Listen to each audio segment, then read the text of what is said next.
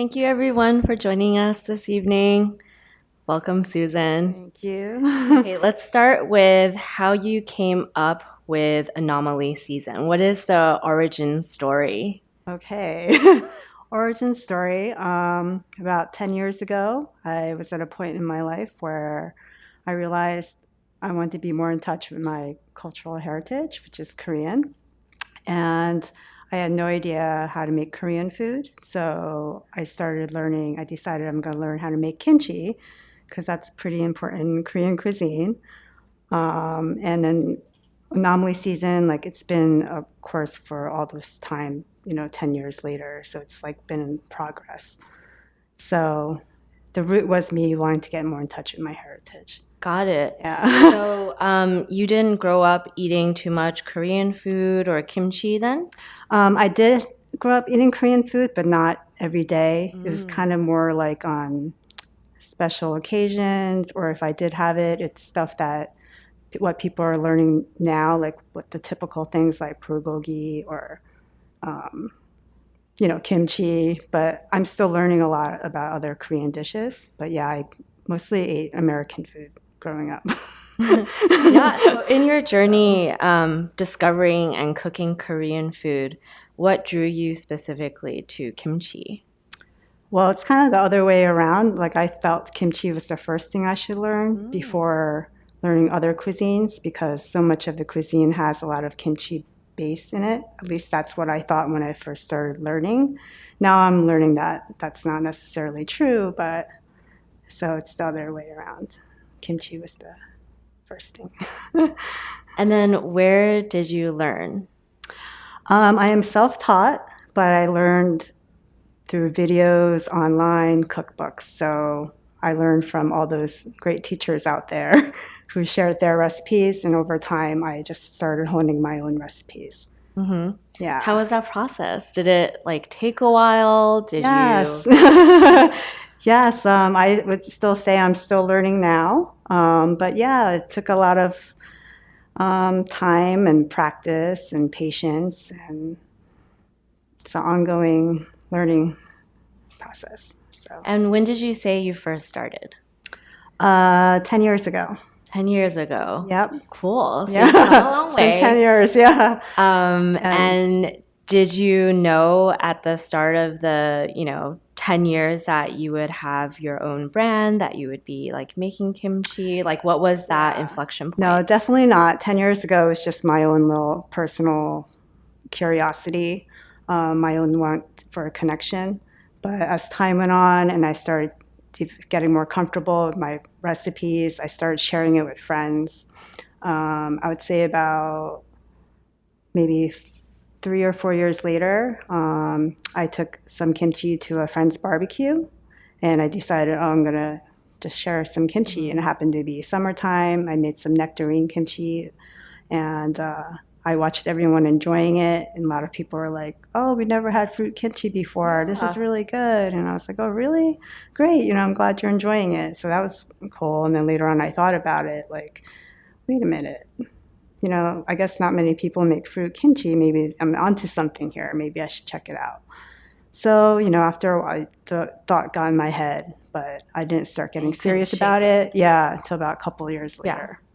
That's Yeah. awesome. Crowdsource that feedback. Yeah. And then what's the story behind the name of your Uh, brand and also your cool logo? yeah. So the name, there's a lot of meanings behind the name. First of all, I like to make things seasonally. I appreciate food seasonally. I eat seasonally. So I want to pay homage to the seasons. And also, anomaly, it means being different, deviating from the norm. Clearly, my products are different, but I also personally always felt like an anomaly all my life. I never quite felt, I was balanced in my personal life being Korean, American.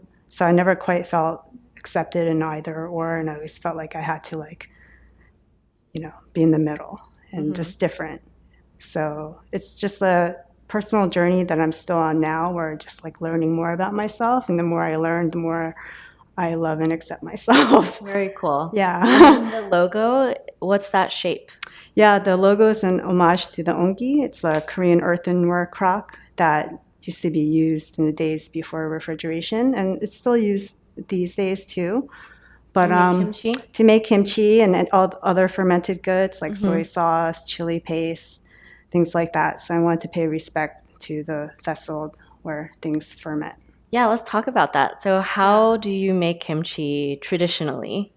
Yeah, so traditionally there's many ways. Do you mean the old school way or like when they used to put it into the Yeah, crock? starting from that. And then how you make it, that's kind of different. Yeah, well, in regards to the crocks, that was pretty much people would put kimchi in there because there was no refrigerator. So when you kind of put it into the ground, it will prevent it in the winter from freezing, and in the summertime, it will keep it cool. So it's all for regulating temperature. But these days, with refrigerators, you can put kimchi in like tubs or jars. You don't have to put it into that. But yeah, traditionally, Napa cabbage is the most common ingredient, common kimchi that most people know. Mm-hmm. From recipes that I've studied, I've seen most of the time the cabbage is put in a brine and then rinse a few times, and then there's a separate seasoning paste, and then they season the kimchi and then put it into the crock or glass jar, things like that. Got it. And the brine, is that just kind of like a salty Yes, it's liquid? usually a salt brine. Yes. Okay. And then the seasoning paste, what usually goes in that? So recipes are different in different regions in Korea. So a lot of times it's the Korean chili peppers, salt. The more north you go in Korea, they use more things like beef stock, and the further south you go, they use things like oyster, shrimp paste. So like more meaty and then more seafood. Yeah, depending where they are Okay. regionally. And the more inland, they would kind of be more vegan, because they don't have seafood or things like that. Yeah. And so how long does it take for all the flavor to like soak in, for it to ferment? How long is that process? Yeah, there's really no rule. Everybody has their own way and their own taste. So some people ferment their kimchi for a year. Some people ferment it for a month. It also depends on like where they live, the temperatures, all that. So there is no rule of how long you should ferment kimchi. You can let it ferment as Okay. long as you want. And so how do you do it? How do you make your kimchi? How do I do it? Well, each variety I craft them a little bit differently. For the most part, I don't usually put them in brines. One variety I do, which is Brussels sprouts, because they're small, tiny, and I like to brine those just to loosen them up a little bit. But for the most part, I just chop up the produce, season it with dry seasonings, mix it up, let the natural fermentation happen, because there's lactobacillus, which is a good bacteria found in all living plants. And that bacteria eats off the sugars and the starches in the produce and creates a lactic acid, which makes its own brine. So my kimchi is just very simple like that. I don't do any like paste making or extra brining or rinsing. Oh wow, it sounds so natural and Yeah, I organic. streamlined it, but that's all from studying lots of other people's ways. Yeah. So just over time. And then so it takes a different length of time for each of your varieties then? Yes, it does. It does. So what are some examples of that? And what are some of the like main varieties that you make actually? So right now I offer 8 different varieties. I have a lot more other varieties, but I'll share with that over time. They're all inspired by the seasons. So each season, 3 or 2 might be offered. Sorry, the question was? Yeah, so what are some of the varieties? Like apple, beet, turnip, radish, rhubarb, blueberry, fennel, and Brussels sprouts. So surprising. Blueberry. Yeah. I think that's the one that like Yeah. struck me the most. That I've experienced a lot of people being most surprised with the blueberry. Yeah. But yeah, I make kimchi with products that I love. I love blueberries. I love beets. I love apples, which is what I make kimchi with. Yeah. So, like, you on purposely didn't do Napa cabbage. Why is that? Yeah, on purpose I didn't. I started with Napa cabbage. I learned Napa cabbage because, in order to, I didn't realize when I was learning that I was going to plan to innovate from there. That just kind of just happened. But I'm a big believer in respecting tradition. So as much as innovation, but yeah, I purposely didn't offer Napa cabbage because there are a lot of Napa cabbage varieties offered, and that's what Yeah. everybody knows. And I just wanted to introduce to everybody that you can make kimchi with things that are not cabbage. So, do you believe that you can like kimchify anything? I do. Any kind of produce. Okay. Yeah. I And then guess so somebody. said that you selected the ones that you enjoy to eat. Yes. Anything I love to Okay. enjoy eating, I play around with it. For example, recently I made jackfruit kimchi. Jackfruit kimchi doesn't grow locally here. Yeah. Jackfruit doesn't grow locally here, but I love jackfruit, so I just kind of like played around with it. So yeah, What's I'm always curious. Yeah, what's that texture like? What's that flavor Yeah, the like after jackfruit. you Well, transform it? my hope is I like clean flavors, and that's why my kimchi ended up being vegan. I'm not vegan, but I do prefer my kimchi to be clean. So that's why I left out all, the shrimp paste and things like that. Okay. But my thing is I like to taste the main product first. So, for example, jackfruit kimchi, you want the jackfruit flavor to come out the most. But it ended up being kind of soft, but still had a little texture enough to hold. It was delicious. It tasted like jackfruit kimchi. Spiced jackfruit. Amazing. And so, does the process tend to like soften the produce, or what kind of texture is like Yes, the outcome typically? definitely. That's another thing. Other than my blueberry kimchi, all my other varieties are on the crunchier side. And that's because I like crunchier kimchi. So when the produce is a little crunchier, chances are while it's fermenting, it will stay crunchier for a longer time rather than using leafy things like Napa cabbage. Even Napa cabbage, it's the bottom stem part is crunchier than the leaf part. So, yeah. Yeah, that makes sense. Yeah. So, we'll be tasting a couple of your varieties tonight, right? Yes. So, what will we be looking forward to? Yes. So I'm going to be doing a demo of the apple kimchi and radish kimchi. But I did bring beet kimchi and blueberry kimchi as well for all to taste. Yeah. So exciting. And then with each of these different kimchi varieties, are there specific seasonings that you add in to balance out or enhance the flavors? My fruit kimchis, I add an herb to them because I like to add a little complexity. But the rest of them pretty much have the same base. For the dry seasoning, it's organic Korean chili flakes, kosher sea salt, and raw organic cane sugar. And then garlic doesn't go into my fruit kimchi, but definitely goes into all my vegetable ones. And there's always julienne ginger, which I personally love adding in. And what kind of foods do these kimchis pair well with? Yeah, so I'm second generation Korean American, and I'm definitely a foodie.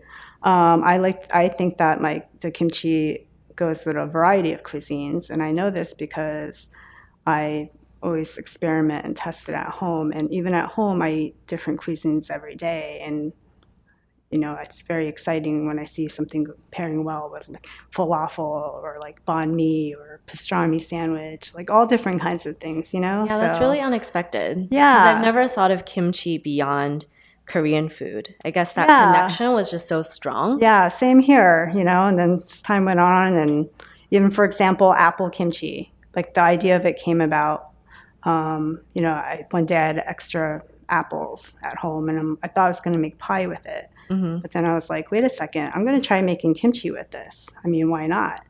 So that's the one that started it, actually. Started my curiosity of playing with other Awesome. varieties. Just this like why not way of thinking. Yeah. And in Korean cuisine too, other than Napa cabbage, there's cucumber kimchi, scallion, and actually in Korea there's hundreds of varieties of kimchi that we just don't all know. But I don't know all of them either. But I plan on visiting the museum one day and learning about it in Korea. So I went on your website and I also saw all of these gorgeous photos of different kimchis paired with different foods. Yes. Were those your creations? Yes. Oh, how Those fun. are all the foods, over years that I've been pairing it with. Took those pictures in a light tent at home. Either my husband takes the pictures and he gets to eat all the dishes. So, yeah. What a benefit. Yeah. So how do you encourage people to kind of explore on their own kind of tasting notes to look out for to know like what would go well with what? Yeah, so Anomaly Season's still a very young company. It's only 2 years old now. But for right now, I try to put the information on the website, like you saw. Like I add the tasting notes and the pictures to start giving people ideas. That's something I'm working on right now, trying to figure out like, okay, what can I do to like help people a bit more? I just haven't gotten there yet, like a blog or recipes or something like that. Yeah. But yeah, and at markets when I meet people, when they have questions, I'll share. What are some unexpected combos that you've tried recently? Like, do you throw it in a drink or? Oh yes, What yes. can you do with this? Yes, definitely. I like martinis. So the radish kimchi and even the blueberry kimchi, I like to throw them in place of olives. Oh, wow. Yeah. Yeah, aesthetically pleasing, but surprising in flavor. Yes, exactly. And like the juice left over in apple kimchi works great in like micheladas or even like turnip kimchi, radish kimchi. With the liquids, so you can save your kimchi juice, guys. Yeah. Exactly. For health benefits, I know not all kimchi is vegan then because you mentioned like some are made with like the seafood or the meat paste. But I guess a lot of kimchi can be vegan and gluten-free. Is that like... Yes, I see gluten-free. Most kimchi probably is gluten-free, but I don't really know. So people who make it with a paste, there's usually like a rice starch that goes into it. And there might be others out there using a wheat starch. And if that's the case, then the kimchi wouldn't be gluten-free. Yeah, so still like read the labels for all of that. Yes. And would you say there are health benefits to kimchi? There are apparently a lot of health benefits to kimchi, but I'm not going to go there and make health claims. But the one claim I will make is because I know for a fact that it's probiotic, and probiotic is great for your digestive system. And this is because of the fermentation process that it goes through? Yes, exactly. Is there such a thing as too much kimchi, eating too much kimchi? I don't think so. No? Okay. No, all right. I mean, there's a lot of people out there who eat it with every meal, in Korea. So that's a lot of meals, right? And I don't think they get sick. I think they're pretty healthy. And how much kimchi do you eat? Yeah, I would probably say every other day I might have with one of my meals, but it'll be always different, something I have at home. So it'll be like one day I might have apple kimchi, the next time, my beet kimchi. But I would say every other day. I kind of got used to it. It's the way I eat. I eat pretty healthy. So what's in season right now that you're making kimchi with? Yeah, so right now apples are coming back. Like they just started in season, so I'll be getting busy making a lot of apple kimchi for this fall. But I just finished making a lot of the red radish kimchi. There's radish kimchi in Korea. So not the white radish, the red radish. Red radish, yeah. In Korea, they use mu radish, which is like a daikon. They're very similar, but it's Korean radish. But I use the little red radishes that grow here. Yeah, more like accessible too. Yes, I think so. Yeah, definitely. There are some local farms. Oh, that's another thing. I'm a big supporter of local businesses, local farms, local everything. So I source everything from local places. I call it farm to fermentation. Yeah. And blueberries. Blueberries just, they're not in season anymore, but Was that the they're summer ready. fruit? It's a summer fruit. Yeah, it's only around for not even a month here. And then, so how big is the Anomaly season team right now? It's me and my husband helps me. So it's very small. Oh, and how Yeah. much kimchi are you making? Wow. So it depends on the variety I work with. Some of them are a little more stubborn than others. So, Like, which ones are more stubborn? um, apples can be a little stubborn. So apples, it's easy to crack, but then you got to wait a while for them to soften up before you jar. All of them have their little idiosyncrasies. Yeah. So, do you spend like every day in the kitchen making kimchi, or No, do you not right try to now. Like my okay. company is a very small little company, so usually, depending on the season, time of year, I'm in an incubator kitchen right now, so I don't have my own facility. It's more of a shared kitchen facility. So, Got it. yeah. And where it's different. can we find your kimchi, and where can we purchase it? Yeah. So I sell online. My online shop went up about a year ago. I do local events like local markets. Do you have any coming up? I do. Next month, I'll be doing the Lower East Side Pickle Day. I did it last year, so I'll Pickle be day. doing So it. Yeah. kimchi stuff at the pickle event. Yeah, it's Is Korean that pickles. okay? So, yeah. That's awesome. And also some specialty food retailers in Brooklyn and a couple in Long Island right now. But I'm working on it. And what kind of clientele do you typically have? Definitely people who they're health conscious, they're supporters of small businesses, they're foodies, they're just curious, all types. Yeah. Do you get feedback from Korean people or Korean Americans? Yeah, Are yeah, they yeah. surprised by your approach? They are. I first thought that I would surprise more Koreans about my approach. I thought they might be more like, "Oh, what are you doing?" But it's actually the other way around. There's Korean Americans like myself are the ones who are like, "That's not kimchi," and I have to explain. Cabbage is kimchi. Yeah. So I was surprised that. For example, when I was doing the market, like a smorgasbord markets I used to do, and there I met a lot of tourists, and a lot of them who came from Korea or a lot of people who lived in Korea, none of them were surprised about what I did. They were like, oh, yeah, this is great, And I was like, oh, you get what I'm doing it? You understand. But yeah, some Korean Americans are more like skeptical. But then when I explained to them, like, hey, if beets grew in Korea and were abundant in Korea, don't you think our ancestors would make beet kimchi? And they're like, oh, yeah, I guess that makes sense, So, I call my kimchi contemporary, but I also say that because I don't come from, I didn't have any kind of family touchstone to learn recipes from. A lot of people learn the family recipes. I had to develop them on my own. So that's another thing that makes it different. And it's contemporary, so that's how I view it. But in many ways, I'm doing it by tradition, respecting tradition, because I actually craft it in a very traditional manner. It's just a little more streamlined, and it's just made with local seasonal products.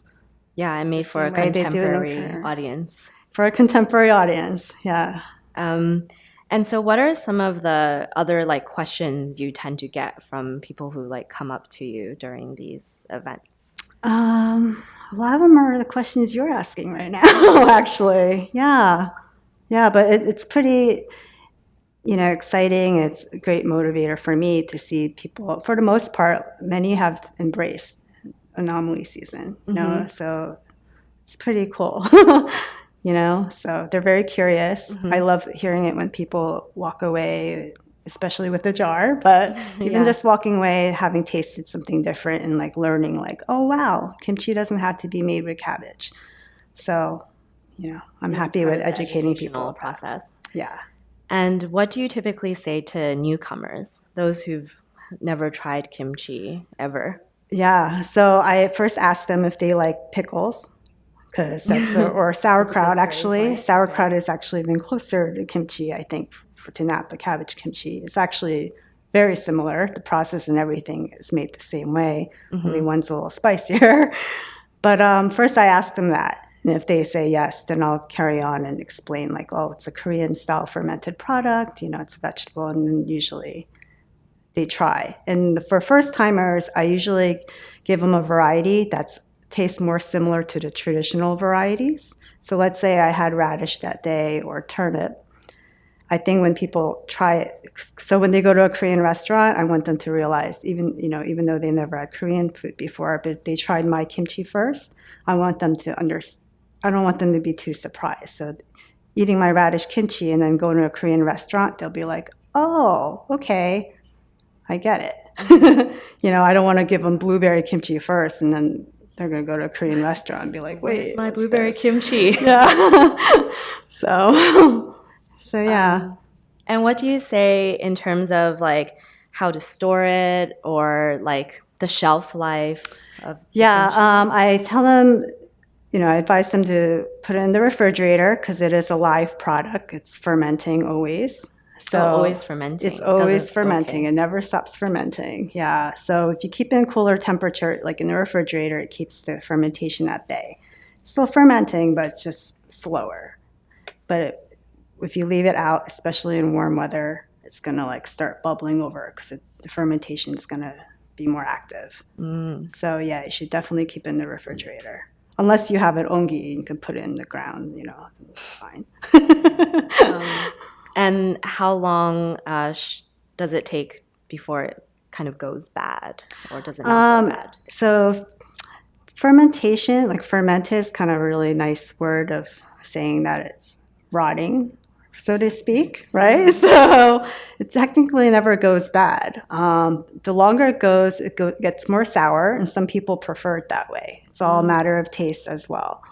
So yeah, I mean, you can eat it 2, 3, 4 years later if you want. I hope not. I mean, for me, I say to people, I'm like, well, I hope you enjoy my kimchi way before that. More. But yeah, yeah. So I usually date my products about 18 months to 24 months out because they do keep a nice crunch. I kind of go by crunch factor, but even if you eat it beyond that, it should be fine. But those are all things I'm experimenting myself at home. Good to know. Seeing like how long it goes. And what do you hope for the future of kimchi here in the city and for people to like recognize it? Do you want it to be as big as pickles? I think it's eventually, I think it might be on course getting there. I mean, I guess when I started Anomaly season, it's kind of like, okay, I'm introducing this product, but this product is an extension of myself. And right now it's just kind of taking little steps like that. And, first educating people that kimchi doesn't have to be made with cabbage. But I think right now, like kimchi already is popular. And it's really neat to see that. And I think because of that, actually, it's kind of helping Anomaly season as well. It's been a little easier for me to explain what kimchi is or like meeting so many people who already know what it is. And I do thank all the pioneers out there who've introduced kimchi to non-Asian, Yeah, and eat it beyond Korean food. Put it in martini. Yes, yes, I do envision, like I would continue, like, going on that path, to push it a little bit. What about like going outside of the norm, being an anomaly, Definitely. Yeah. And then for your brand, what are your, goals and your hopes for Anomaly season? Yeah, I mean, I'm so thankful already for how much I've been embraced, how Anomaly season's been embraced, and I would love to continue doing what I'm doing, growing baby steps. I want to grow the smart way, but in the future, I'd like to offer more products and even beyond kimchi, so other kinds of fermented provisions as well. Got it. Exciting. Yeah. So I have some plans, but right now, I think my product has been so different that I'm focused on, that educating people about that right now, introducing non-cabbage kimchi to the world. Yeah. Yeah. So hashtag non-cabbage kimchi, Yes. hashtag seasonal kimchi. That's Yes. what we should remember, right? Yes. And hashtag farm to fermentation. Farm to fermentation. Yeah. Yes. It's a big difference, getting produce that's from local farms. And thank goodness we live in a city where there's so many farms around us. But when you pick, produce that comes from so close, you can taste the big difference. Like when you bite into an apple from like an orchard like an hour away versus buying an apple that came from Chile, So that also, I think, is a big factor in why my kimchi tastes the way it does. So, yeah, and Definitely. support local. Quality. Yeah, quality, exactly. And so how should we kind of keep up to date with you, with what you're doing? Yeah. So I actually didn't even do social media before I started Anomaly season. So, but yeah, I'm more accustomed with it now. But I'm on Instagram, I'm on Facebook, Twitter, Pinterest, kind of, and my website. So, yeah. Perfect. Awesome. Well, thank you so much for teaching us about kimchi and telling us about Welcome. your projects. Thank you for having me. Yeah.